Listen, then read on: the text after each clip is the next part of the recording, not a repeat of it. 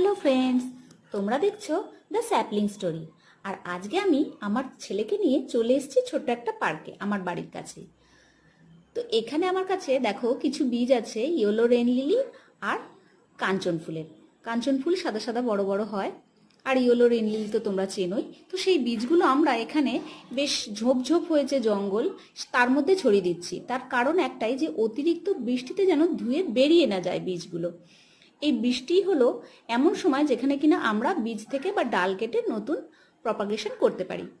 ডাল লাগিয়েও গাছ করা যায়, বীজ লাগিয়েও গাছ করা যায়। তো আমি এখানে বেশ কিছু বীজ ছড়িয়ে দিচ্ছি। পার্কে এসেছি ছেলেকে নিয়ে।